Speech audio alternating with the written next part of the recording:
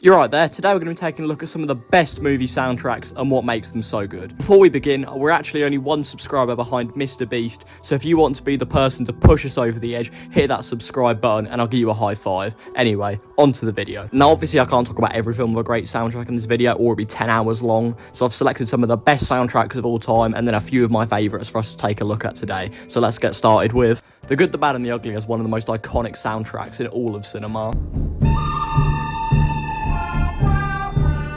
Yeah, you see, you know it. This film has scenes that would be almost unwatchable without the score. For example, the final duel of the movie is literally just three blokes stood in a field for 10 minutes looking at each other, but with music crafted by God himself, Ennio Morricone, it turns into one of the most suspenseful scenes in cinema and feels like it only lasts for a minute. The entire soundtrack is absolutely incredible and something I stick on quite regularly. Listening to it makes my journey to buy bread at the local Tesco way more epic than it actually is.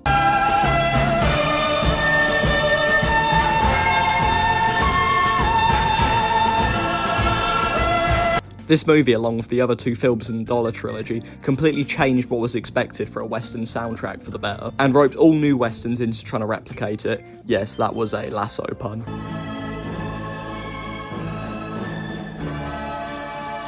If you haven't seen The Good, the Bad and the Ugly, you can watch it on YouTube for free. I highly recommend it. It's definitely not one of my favourite films. Lord of the Rings' soundtrack perfectly fits the massive scale of the trilogy.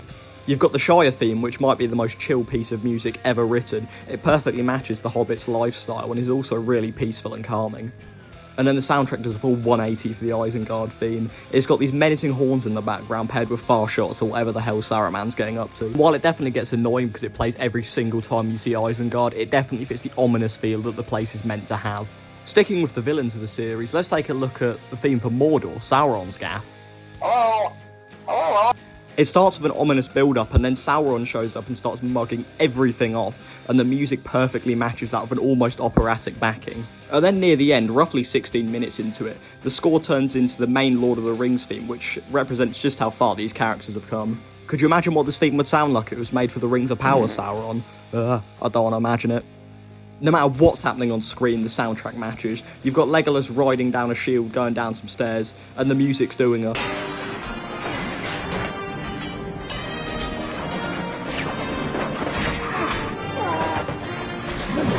masterpiece. A genre that almost requires a good soundtrack is horror. All the classic horror films have banger scores to go with them. Nightmare Friday and Halloween's are all instantly recognisable, especially Halloween's. I mean, could you imagine Michael Myers walking about doing his thing with no music, or even worse, a bad soundtrack? Well, now you don't have to, because this is what it looks like.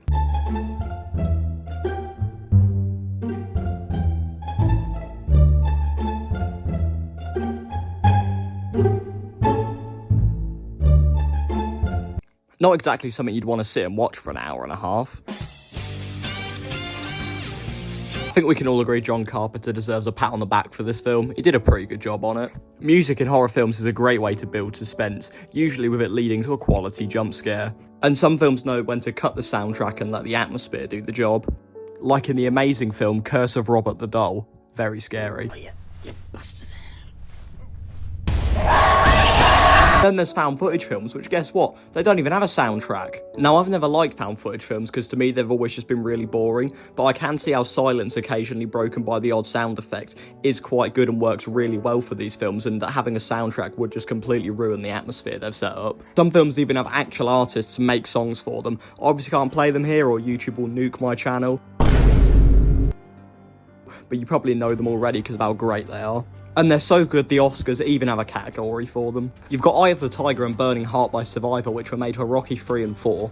They're really motivational and get you feeling like Rocky, which is probably why gym bros play them a lot. You'll never be like Stallone. And then you've got Danger Zone by Kenny Loggins, which might be one of the most epic songs ever written. It's what the original Top Gun film is remembered for, and it also conveniently plays every time you get into a plane in GTA. It also plays in the Garden Warfare 2 trailer, which is pretty fun. Real Human was made for Drive by some dons who I've never heard of called The Electric Youth. It might be one of the Sigma's favourite songs, but it is a really good tune and it fits the movie quite well. And then you look at the lyrics and go, damn, that's kind of what the movie's about. The Lego Movie has Everything Is Awesome, which has been stuck in my head for the last 9 years and is the thing I dreaded most about rewatching it for my video. It was memed quite a bit a few years ago because everything is in fact not awesome, and back then that was quite funny. The Lego Movie 2 also tried to replicate this song, and just like Lego Movie 2, it failed miserably. And now I give you Ghostbusters. It's arguably the most recognisable made-for-movie song, just because it's constantly screaming Ghostbusters at you the entire way through, so even if you haven't seen the movie, you instantly know what film it's from. It's in all of the Now That's What I Call 80s collection, and actually exists in the world, which is pretty cool. It might count as a minor 4/4 break, but I don't know, I've got a small brain. And lastly, I'd like to do a quick fire round of movies with great soundtracks, because obviously I can't talk about them all, but here are some of my favourites. You've got Taxi Driver with it, Back to the Future, then there's Alien and Predator, the entire Terminator franchise with its iconic